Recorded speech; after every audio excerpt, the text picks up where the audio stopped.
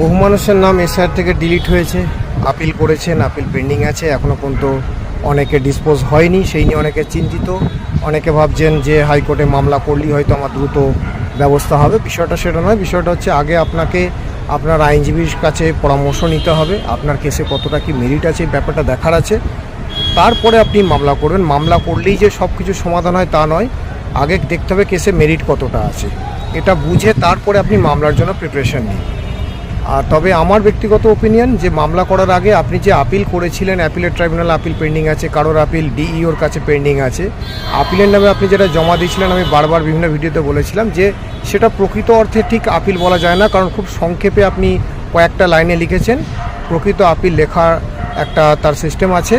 তো আমি সাজেস্ট করব যে আপনারা প্রয়োজন পড়লে আরেকটি ফ্রেশ রিমাইন্ডার আপিল আপনার আইনজীবীকে দিয়ে লেখান, যেখানে আপনার সমস্ত ডকুমেন্টেশন প্রপার ওয়েতে মেনশন থাকবে। আপনি যে জন্মসূত্রে এবং দীর্ঘস্থায়ী বসবাসকারী সূত্রে যে এদেশীয় বাসিন্দা, তার একটা ক্লিয়ার ইমেজ থাকবে আপনার সেই আপিল পিটিশনের মাধ্যমে। এই আপিল যত সংক্ষেপেই লেখা হোক, কমসে কম 8 থেকে 10 পাতার হতে পারে। তো আপনারা যোগাযোগ করুন আপনার পরিচিত হাইকোর্ট আইনজীবীর সঙ্গে এবং তাকে দিয়ে একটা ফ্রেশ রিমাইন্ডার আপিল আপনি মনে করলে ফাইল করতে পারেন। সেটা আপনাকে ম্যানুয়ালি বাই পোস্ট আপনাকে পাঠাতে হবে। আমি কেন এই আপিলটা ফাইল করার কথা বলছি, কারণ এটা করলে কী হবে, আপনি আর প্রকৃত যে বিষয়বস্তুটা ফুটে উঠবে এবং আইনের নজরে এটা অ্যাডমিটেড থাকবে। পরবর্তীকালে যদি আপনার নামটা অ্যাপিলেট ট্রাইব্যুনালে বা ডিইওর অফিস থেকে হিয়ারিংয়ের পর আপনার নামটা যদি চূড়ান্ত বাতিলই রেখে দেয়, তাহলে আপনাকে তো সেই হাইকোর্টে আসতেই হবে। তখন আপনার এই অ্যাপিল পিটিশনটা খুব সুন্দর একটা কাজে লাগবে, একটা মেরিট তৈরি হবে, আপনার মামলাটা চ্যালেঞ্জ করতে খুব সুবিধা হবে। তো আপনারা এইভাবে প্রস্তুতি নিন, একটা fresh reminder appeal petition file করতে পারেন। তো অবশ্যই সেটা নিজে নয়, একজন আপনার পরিচিত কোনো হাইকোর্ট আইনজীবীকে দিয়ে প্রিপারেশন নিন, এটা খুব বুদ্ধিমানের কাজ হবে। আর আপনার কেসে যদি ভালো স্ট্রং মেরিট থাকে অবশ্যই মামলা করতে পারেন, কিন্তু মামলা করার আগে আপনার আইনজীবীর সাথে ভালো করে পরামর্শ নিয়ে তবে প্রস্তুতি নিন। ধন্যবাদ। এতক্ষণ আপনারা দেখলেন এসআইআর পর্বে ডিলেটেড হয়ে যাওয়া ভোটারদের করণীয় কি, সেই সম্পর্কে কলকাতা হাইকোর্টের বিশিষ্ট আইনজীবী এবং মানবাধিকার কর্মী শাকির হোসেন সাহেবের গুরুত্বপূর্ণ পরামর্শ। কলকাতা হাইকোর্টের আইনজীবী শাকির হোসেন সাহেব অত্যন্ত অল্প সময়ে, হয়তো 2 মিনিটের কিছু বেশি সময়ে তার বক্তব্যে অত্যন্ত গুরুত্বপূর্ণ যে পরামর্শ দিয়েছেন, দর্শকদের আরও সহজ করে বোঝার জন্য তাঁরা যাতে সেই মতো কাজ করতে পারেন, সেই বক্তব্যটা শাকির হোসেন সাহেবের সেই বক্তব্যই একটু বিস্তারিতভাবে তুলে ধরছি আমি, জাকির হোসেন শেখ, আর ক্যামেরায় জিসান আলী শেখ। এসআইআর 2026 ডিলেটেড ভোটারদের জন্য গুরুত্বপূর্ণ পরামর্শ দিয়েছেন কলকাতা হাইকোর্টের আইনজীবী শাকির হোসেন। কলকাতা হাইকোর্টের আইনজীবী এবং বিশিষ্ট মানবাধিকার কর্মী জনাব শাকির হোসেন সাহেব এসআইআর অর্থাৎ স্পেশাল ইন্টেনসিভ রিভিশন 2026-এ নাম বাদ পড়া ভোটারদের জন্য গুরুত্বপূর্ণ আইনগত দিক নির্দেশনা তুলে ধরে বলেছেন যে শুধুমাত্র সামাজিক মাধ্যমে অর্থাৎ ফেসবুক, ইউটিউব ইত্যাদিতে প্রচারিত নানা বক্তব্য বা হাইকোর্টে গেলেই নাম উঠে যাবে, এই রকম ধারণা কিন্তু সম্পূর্ণ ভ্রান্ত এবং বিভ্রান্তিকর। প্রতিটা মামলার বাস্তবতা, তথ্য প্রমাণ এবং আইনগত ভিত্তি আসলে পৃথক, আলাদা। তাই আইনসম্মত এবং তথ্যভিত্তিক পদক্ষেপ গ্রহণ করাই হচ্ছে প্রত্যেকের জন্য সর্বাধিক গুরুত্বপূর্ণ বিষয়। এসআইআর 2026 কার্যক্রম চলাকালীন এনুমেরেশন ফর্ম জমা দেওয়ার পর বহু ভোটারের নামে শুনানির নোটিশ জারি হয়। আপনারা জানেন, অনেকেই বৈধ নথিপত্র সহ শুনানিতে উপস্থিত হওয়া সত্ত্বেও দেখা গিয়েছে 28 ফেব্রুয়ারি 2026 তারিখে প্রকাশিত চূড়ান্ত ভোটার তালিকা থেকে তাদের নাম বাদ পড়েছে। এই ধরনের ভোটারদের প্রথম শ্রেণীর ডিলেটেড ভোটার হিসাবে বিবেচনা করা হয়। আইন অনুযায়ী বাদ পড়া ভোটারদের 15 দিনের মধ্যে সংশ্লিষ্ট জেলা নির্বাচন আধিকারিক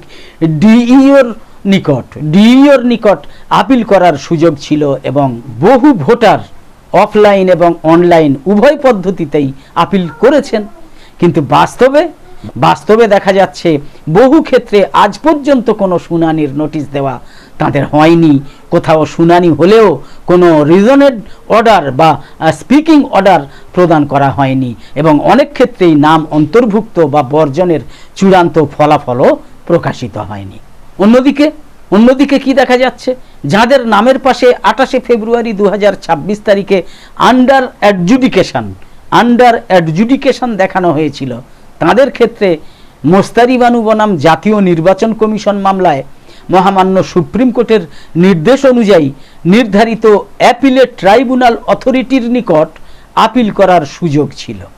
বহু ভোটার সেই অনুযায়ী আপিল করলেও দেখা যাচ্ছে অধিকাংশ ক্ষেত্রেই দেখা যাচ্ছে যে এখনো পর্যন্ত সেগুলোর চূড়ান্ত নিষ্পত্তি হয়নি এবং শুনানির নির্দিষ্ট সময়সূচি সম্পর্কেও কোনো স্পষ্টতা নেই। কলকাতা হাইকোর্টের আইনজীবী শাকির হোসেনের মতে সব ক্ষেত্রে অবিলম্বে হাইকোর্টে যাওয়া দরকার নেই, প্রয়োজনীয় নয়। তবে মহামান্য উচ্চ আদালতের দ্বারস্থ হওয়া প্রত্যেক নাগরিকের সাংবিধানিক অধিকার।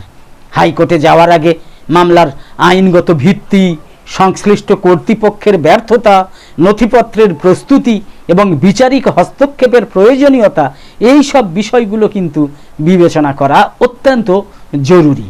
কলকাতা হাইকোর্টের আইনজীবী শাকির হোসেন আরও বলেছেন যে যাদের নাম 28শে ফেব্রুয়ারি 2026 তারিখেই চূড়ান্ত ভোটার তালিকা থেকে বাদ পড়েছে এবং representation of the people act 1950 ধারা 24 অনুযায়ী সময় মতো আপিল দাখিল করার পরও আজ পর্যন্ত কোনো শুনানির সুযোগ পাননি, অথবা শুনানি হলেও কোনো স্পিকিং অর্ডার পাননি কিংবা নাম অন্তর্ভুক্ত না হওয়ার কারণও জানানো হয়নি, তাঁরা মহামান্য কলকাতা হাইকোর্টে দ্রুত শুনানির সুযোগ প্রদান অথবা চূড়ান্ত সিদ্ধান্ত গ্রহণের নির্দেশ চেয়ে মামলা দায়ের করতে পারেন। সাধারণত এই ধরনের ক্ষেত্রে বিশেষ আর্জেন্সি গ্রাউন্ড দেখানোর প্রয়োজন হয় না। তবে যাদের আপিল বর্তমানে অ্যাপিলেট ট্রাইব্যুনালে বিচারাধীন রয়েছে তাদের ক্ষেত্রে সাধারণভাবে অবিলম্বে হাইকোর্টে যাওয়ার বিশেষ প্রয়োজন নেই। কিন্তু ভোটার পরিচয়ের অভাবে যদি কোনো সরকারি সুযোগ সুবিধা বন্ধ হয়ে যায়, গুরুতর নাগরিক অধিকার ক্ষুণ্ণ হয় অথবা কোনো জরুরি প্রশাসনিক বা ব্যক্তিগত সমস্যা সৃষ্টি হয়, তাহলে উপযুক্ত তথ্য প্রমাণ সহ দ্রুত নিষ্পত্তির জন্য হাইকোর্টের হস্তক্ষেপ চাওয়া যেতেই পারে, অতি দ্রুত এটা করা যেতেই পারে।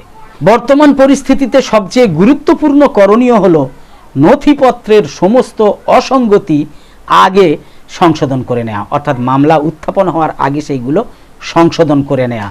সেগুলো কি না, নামের বানান ভুল থাকলে সেগুলো সংশোধন করা, পিতামাতার নাম ভুল থাকলে সংশোধন করা, জন্ম তারিখ, ঠিকানা বা পরিচয় সংক্রান্ত কোনো ত্রুটি থাকলে সেগুলো শুনানি শুরু হওয়ার আগেই কিন্তু সংশোধন করে নেওয়া উচিত। প্রত্যেকের এই কাজটা খুব জরুরিভাবে করা দরকার। পাশাপাশি একটা সুসংগঠিত, তথ্য সমৃদ্ধ এবং আইনসম্মত fresh reminder appeal petition speed post বা রেজিস্টার্ড পোস্টের মাধ্যমে দাখিল করা অত্যন্ত কার্যকর হতে পারে।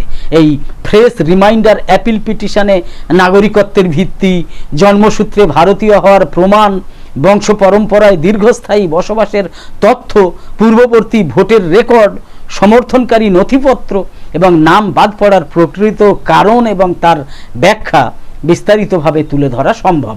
কারণ পূর্বে জমা দেওয়া এক পাতার সাধারণ আপিল কিংবা অনলাইন আপিলের ওয়ার্ড লিমিটের কারণে, অর্থাৎ ছোট কয়েকশো মাত্র শব্দ দেওয়ার কারণে এর অধিকাংশ ক্ষেত্রেই তো সমস্ত তথ্য এবং সাপোর্টিং ডকুমেন্টস উপস্থাপন করা সম্ভব হয়নি।